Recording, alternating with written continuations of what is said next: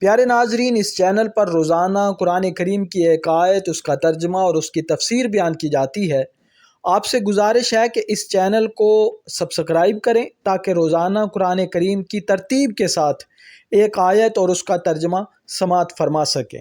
بسم اللہ الرحمن الرحیم۔ سورۃ البقرہ آیت نمبر 11 اور 12۔ وَإِذَا قِيلَ لَهُمْ لَا تُفْسِدُوا فِي الْأَرْضِ قَالُوا إِنَّمَا نَحْنُ مُصْلِحُونَ أَلَا إِنَّهُمْ هُمُ الْمُفْسِدُونَ وَلَكِنْ لَا يَشْعُرُونَ۔ ترجمہ کنز الایمان۔ اور جو ان سے کہا جائے زمین میں فساد نہ کرو تو کہتے ہیں ہم تو سنوارنے والے ہیں، سنتا ہے وہی فسادی ہے مگر انہیں شعور نہیں۔ تفسیر صراط الجنان۔ لا تفسدوا فی الارض، زمین میں فساد نہ پھیلاؤ۔ اس آیت اور اس کے بعد والی آیت میں ارشاد فرمایا کہ جب ایمان والوں کی طرف سے ان منافقوں کو کہا جائے کہ باطل میں کفر رکھ کر اور صحیح ایمان لانے میں پس و پیش کر کے زمین میں فساد نہ کرو، تو وہ کہتے ہیں کہ تم ہمیں اس طرح نہ کہو کیونکہ ہمارا مقصد تو صرف اصلاح کرنا ہے۔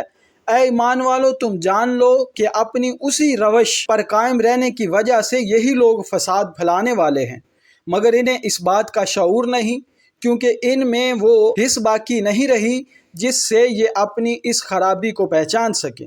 منافقوں کے طرز عمل سے یہ بھی واضح ہوا کہ عام فسادیوں سے بڑے فسادی وہ ہیں جو فساد پھیلائیں اور اسے اصلاح کا نام دیں۔ ہمارے معاشرے میں ایسے لوگوں کی کمی نہیں جو اصلاح کے نام پر فساد پھیلاتے ہیں اور بدترین کاموں کو اچھے ناموں سے تعبیر کرتے ہیں۔